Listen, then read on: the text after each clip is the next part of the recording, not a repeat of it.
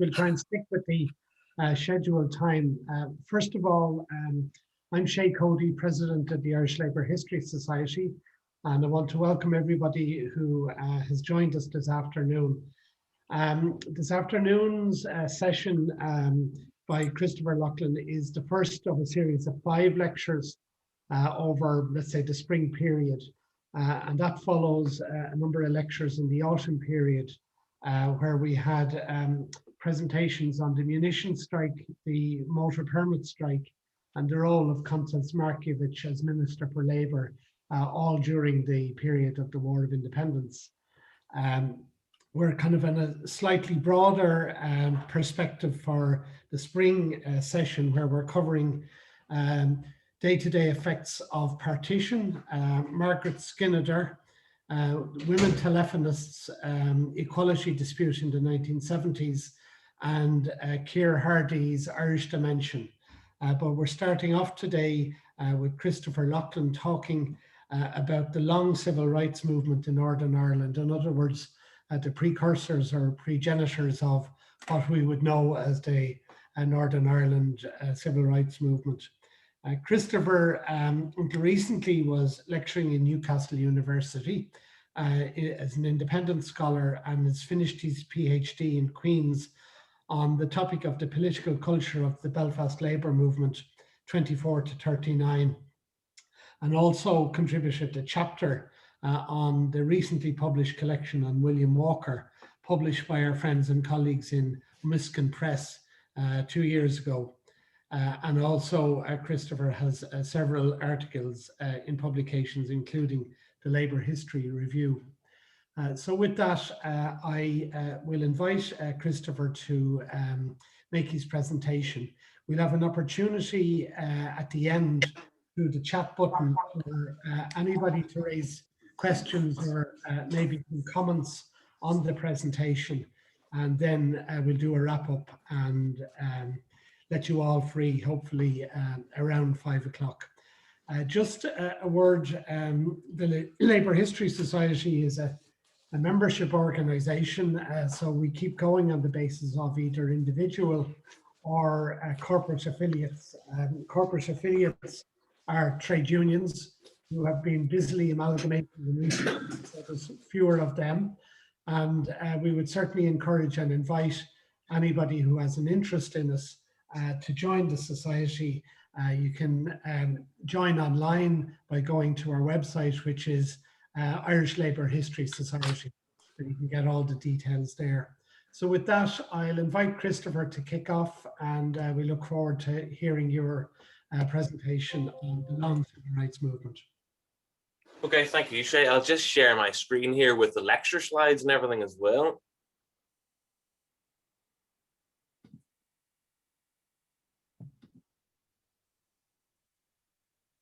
You should be able to see the slides coming through just now. Yep, very good, Christopher. Yep. Nice one, thank you. Okay, and thank you for the invitation and allowing me to speak to the society this afternoon. And it really is what I call a pleasure to kind of be here and to talk to all of you about the long civil rights movement and any questions or differences or points of view people might have about the research and the writings and the kind of findings that I'm talking about here as well. So this talk should be right on the half-an-hour mark. If you hear an alarm going off, that's just the egg timer beside me, okay? So just don't be alarmed if you hear an alarm at half-an-hour, because that's the half-an-hour point. So we should finish right on that point, and then we have the time for the questions and points you might have as well. So in March 1969, the Cameron Commission was appointed by the Northern Ireland government to investigate the reasons behind the recent political conflict that had been occurring in the north of Ireland from about October 1968. And so the commission was really to look into political conflict developing in Derry from October 1968 and throughout the winter and into the early months of 1969 as well.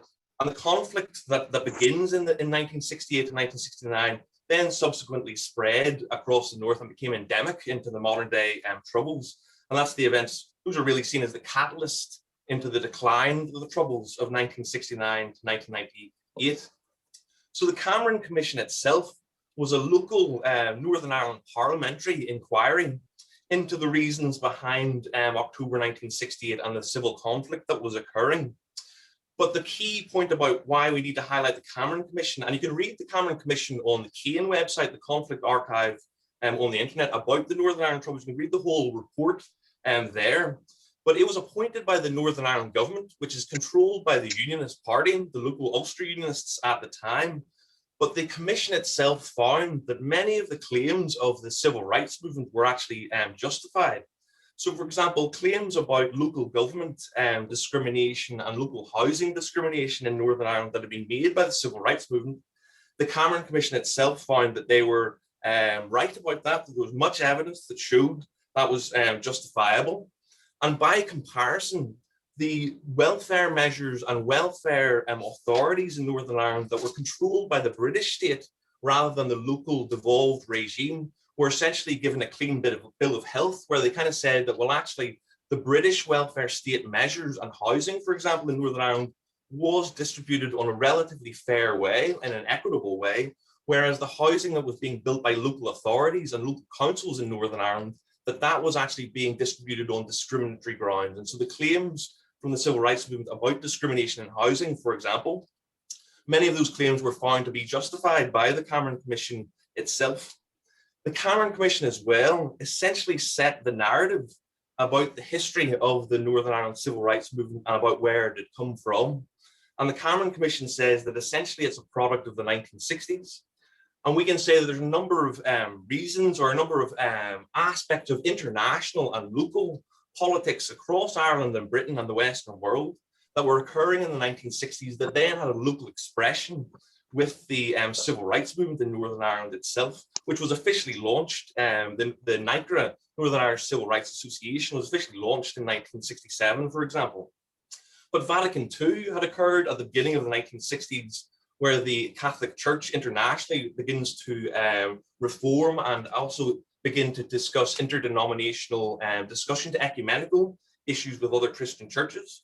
There was north-south cooperation occurring between the Republic of Ireland government, led by Sean Lemass, and the Ulster Unionist government itself in Northern Ireland, led by Terence O'Neill. There's a student rebellion internationally that occurs as well. Left-wing politics was redeveloping in serious ways in the 1960s too. And then you have May 1968 in Paris, and a series of different political conflicts and violence occurring in many countries across the world. But culturally as well, the 1960s had important cultural changes, such as the invention of the pill and the sexual revolutions that were occurring in the 1960s and later into the 70s as well.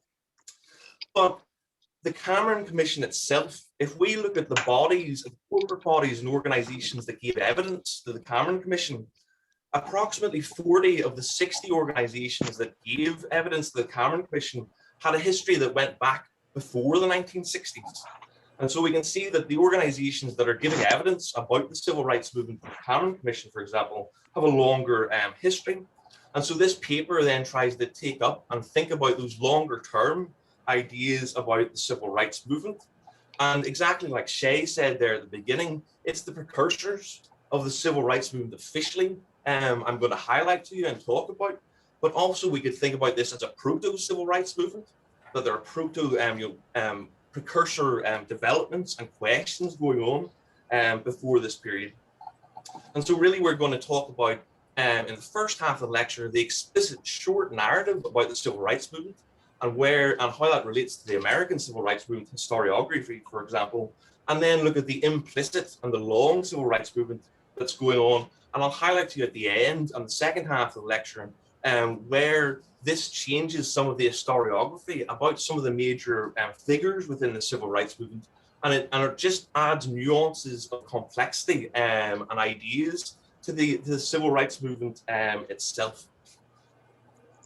So the first half of the lecture, we're going to look at the long and the short of the civil rights movement in Northern Ireland, about where it came from and about explanations about the Northern Ireland civil rights movement.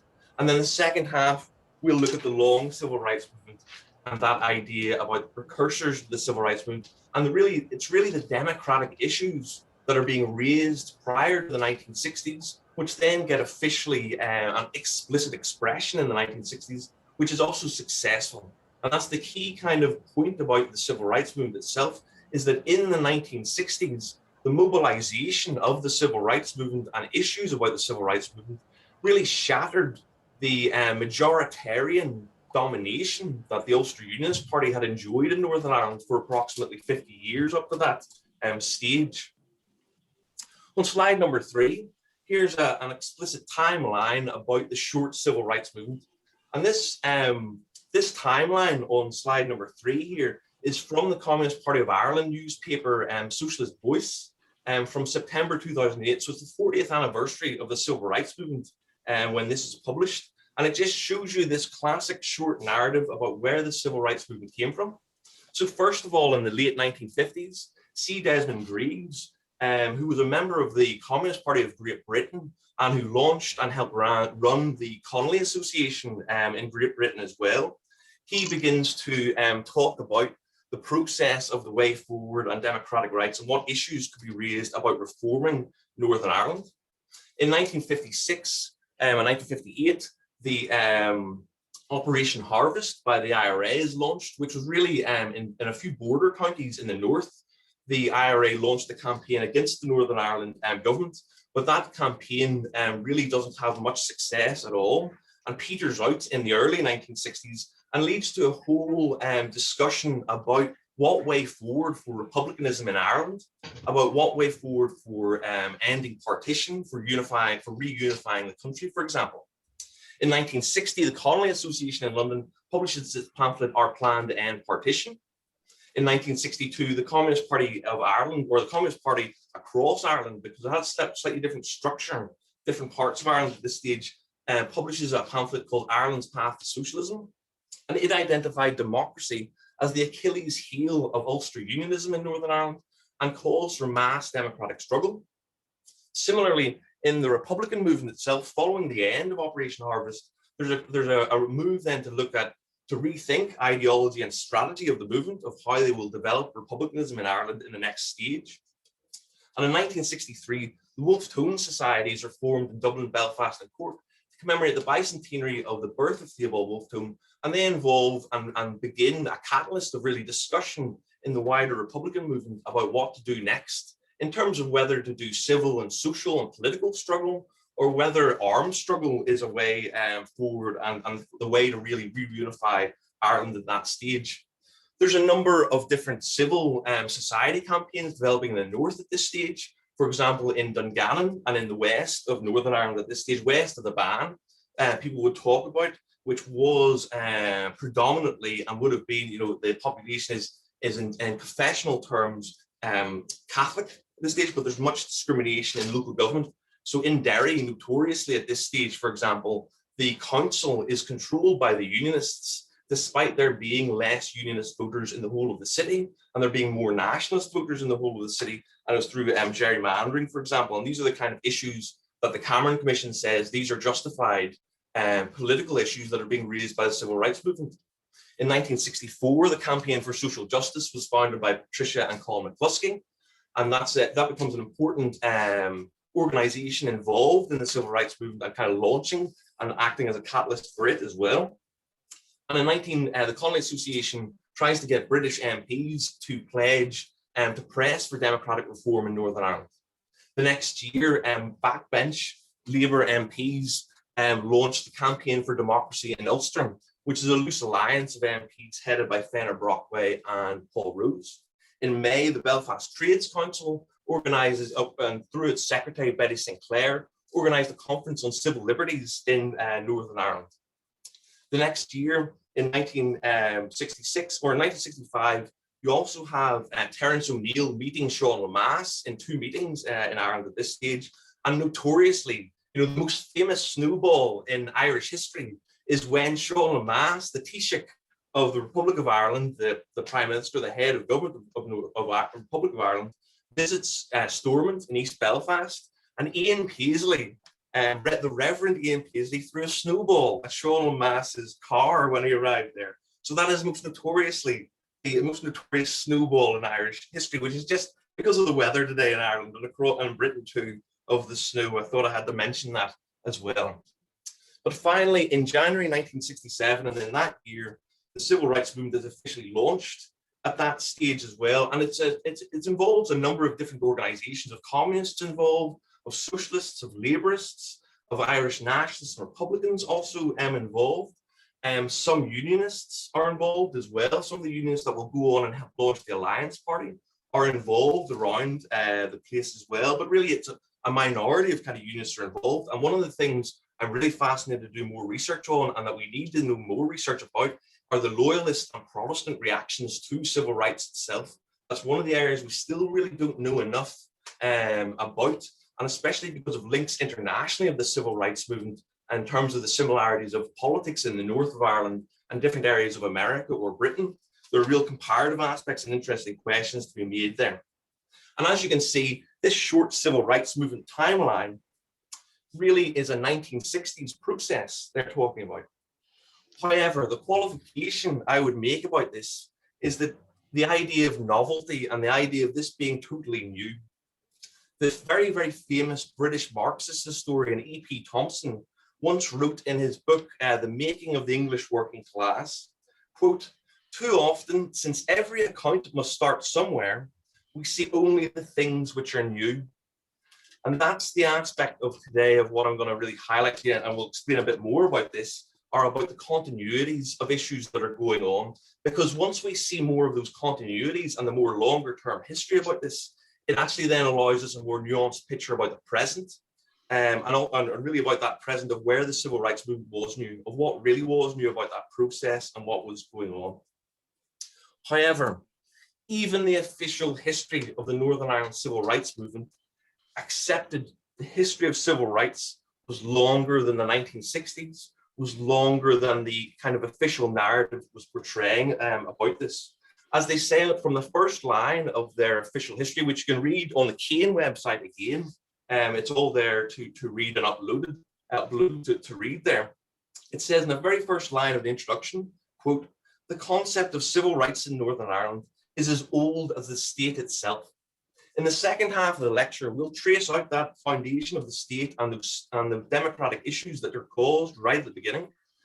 But the NICRA's official history, We Shall Overcome, goes on to say that the Ulster Unionist Party had a permanent parliamentary majority, that there was discrimination involved and many social injust issues. The first past the post system that the Unionists were operating in Northern Ireland really gave them even further, gains from being the majority party in Northern Ireland. And it's where a lot of the democratic issues were coming from and are those issues actually of majoritarian democracy going on, as well as the discrimination itself. The NICRA's official history says that civil rights were ignored for the first 45 years of the state. That, for example, the Ulster Unionist Party suppressed civil rights and tried to ignore the civil rights, especially of minority communities and minority groups within Northern Ireland, but also that the non-Unionists in Northern Ireland weren't interested in civil rights either, because the non-Unionists, Republicans and Nationalists, wanted the abolition of the state and wanted a reunified Ireland and wanted an all-Ireland Republic or an all-Ireland state of some description, rather than the divided Northern Ireland that they had at that stage. And so non-Unionists also ignored civil rights. And so the key thing that NICRA are claiming in that pamphlet is that both Unionists and non-Unionists ignored civil rights and only discussed the national question. And they mean by that national question just that they only discussed the issue of whether Northern Ireland was British or whether Northern Ireland was Irish. And that was it. That all other issues of civil rights, of social rights, were ignored then in favor of the national question itself. So how has this then civil rights movement been explained by historians and by analysts after the fact? Because that's really from the time itself. NICRA's official history was written and published in 1978. Professor Richard English, who works at Queen's University Belfast, he was at St Andrews for a few years there as well. In his book, Armed Struggle, about the IRA's campaign during the Troubles, he gives a classic short narrative about the civil rights movement as well. So he says, first, there's a failure of the IRA's border campaign, the Operation Harvest, between 1956 to 62. Second, you then have the development of a non-nationalist civil rights movement in Northern Ireland. And third, you have a loyalist backlash and the birth of the provisional IRA and the onset of the modern troubles that we see, which really are from 1969 to 1994 or 1998, depending on where we kind of end the campaigns and the struggles about that. Professor English's major contention is that the civil rights movement emerged out of the old IRA. But that narrative obscures as much as it explains. It does not, for example, accurately delineate the antecedents of the movement, and nor does it explain why civil rights, or more accurately, civil liberties, as they're known in the interwar period, why those issues and campaigns failed before NICRA. And so despite acknowledgement of the civil rights movement in Northern Ireland, the explanations that have been offered, well, some of them have been more critical of those. And so I'll just run through some of the examples of the explanations of the civil rights movement as well, because Paul Dixon and Eamon O'Kane give a useful summation of three major explanations about why the civil rights movement occurred and why it then caused the onset of the Troubles. The three major explanations they talked about were, first of all, the new Catholic middle class thesis. And that claims that a new educated Catholic middle class was created by welfare reforms in Northern Ireland, and which comes into existence post-1945, and which was no longer prepared to accept second-class citizen treatment. The second explanation that's been offered about the civil rights movement is that it was a Republican and communist conspiracy thesis, that it was really Republicans out to destroy the state and communists also out to destroy the state that were behind the civil rights movement. And this was William Craig, who was the Ulster Unionist and Northern Ireland Minister of Home Affairs, a notorious right-winger, William Craig as well. That was his claim about the civil rights movement. And essentially that claim and that explanation still is a basis of the Unionist and Loyalist understanding in Northern Ireland about where the civil rights movement actually came. As soon as we say that about that conspiracy thesis, many similar claims were made about Dr. Martin Luther King in America, that he was a puppet for communists and a cipher for communists in the Cold War, for example. The third explanation that's offered about the civil rights movement locally in Northern Ireland is the growth of the state thesis, which is that there's a growth of public resources because of welfare reforms brought in by the Labour government post-Second World War, 1945 to 51. Those extra public resources that are there caused a greater competition between the two major communities in Northern Ireland, the Unionists and the Nationalists, or the Protestant confessional community and the Catholic confessional community in Northern Ireland, and that civil rights movement expressed unhappiness at the distribution of such resources. Now, those three major explanations, the last explanation to add on to that is in the past 10 years, there have been a number of social movement studies done about the civil rights movement by academics like Lorenzo Bossi, an Italian working on this kind of material. And they talk about opportunity frameworks and opportunity chances that were occurring in the 1960s. And that's another fourth explanation about this. That's really about social movements and about social movement theory that's going on. However, those explanations have been challenged by some authors. For example, Emmett O'Connor has offered another explanation for the civil rights movement. And he says that the oft-repeated claim that the unrest of the civil rights movement was generated by upwardly mobile children of the Education Act 1947 is misleading.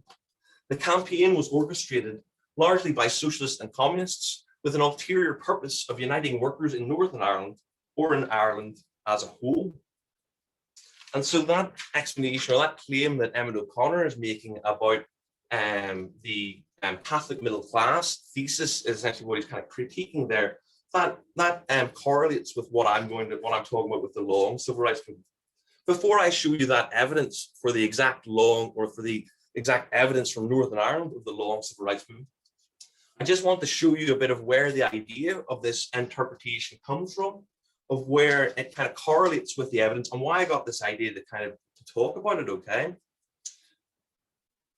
In the US civil rights movement historiography, it follows a narrow, short framework usually, and usually it's periodized from 1954 to the later 1960s. The reason why is because of the 1954 Brown versus Board of Education Supreme Court ruling, which ruled that separate but equal education facilities in the Southern American states of the USA, that was unconstitutional. And then you have the Montgomery, Alabama bus boycott, with Rosa Parks beginning, okay? That those are the foundation points of the civil rights movement. But historians such as Jacqueline Dowd Hall have written about the long civil rights movement in the USA and have said that it has a long history that reaches back to wider democratic left-wing and progressive politics in the interwar period. She says, for example, that remembrance is always a form of forgetting, and the dominant narrative of the USA civil rights movement distorts and suppresses as much as it reveals. And really, she's saying that in the interwar period, communists and labor movement people, liberals, progressives, are campaigning on civil rights issues before civil rights became a real campaign in America in the 1950s.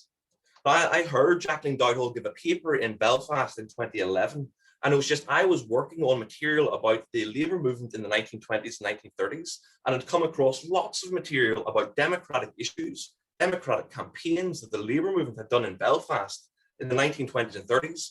So when I heard Jacqueline Dowd Hall talk about the role of communists and socialists and liberals and progressives in the long civil rights movement in America, I thought that's exactly the same evidence I found about the Northern Ireland labour movement as well in Belfast in the war period too. Similarly, that also backs onto and correlates with a very, very fascinating, brilliant book by Jeff Ely called Forging Democracy, which is a story, a history of democracy in Europe and America, which concentrates on the role of the labour movement, socialists and communists in forging democracy. Because he says and claims that rather than socialists and communists creating an actual communist utopia or a working class utopia, what those communists and socialists and labour movement participants really contributed to our societies was democracy. That we wouldn't have the form of democracy we have today of democratic rights in whole areas of society and life without the role of these communists and socialists and people who essentially were motivated by ideas not only that were democratic, but by ideas of working class utopia, of socialist utopia, of common ideas and common society where everything would be owned collectively, essentially.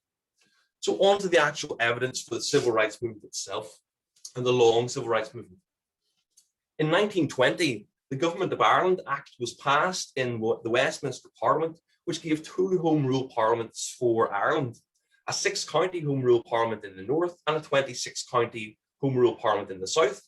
The 26-county Home Rule Parliament never sat and was superseded by the War of Independence and by Dáil Éireann, and then by the Irish Free State in 1922 and 1923, whereas the only part of Ireland that ever got Home Rule, despite the Ulster Unionists spending 40 years campaigning to never have Home Rule between 1880 to 1920, the only part of Ireland that ever got Home Rule actually was Northern Ireland, was the 6 counties of Northern Ireland, and they got a devolved administration. That devolved administration, the first parliament is dominated by the Ulster Unionists. They got 40 MPs for the local parliament out of 52 MPs, and they formed the first government. Because they had formed the first government, they were then in a position in 1921 to suspend about 20 local authorities, a whole number of local authorities in Northern Ireland, because those local authorities were refusing to recognise the Belfast Parliament and the Northern Ireland Home Rule Parliament, and instead were recognising Dáil Éireann and recognising the Republican government in the south instead.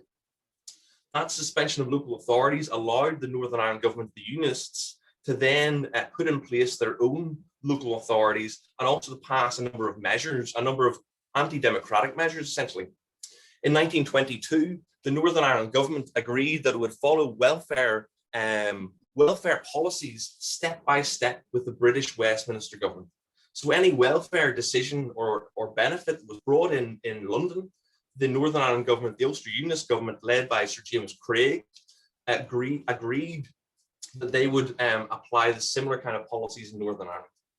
In 1922, because there's an IRA campaign against the state going on and attacks against the state, the Northern Ireland government passed the Special Powers Act, which is a sweeping wartime piece of legislation, an emergency piece of legislation, which gave sweeping powers to the police and especially to the Minister of Home Affairs.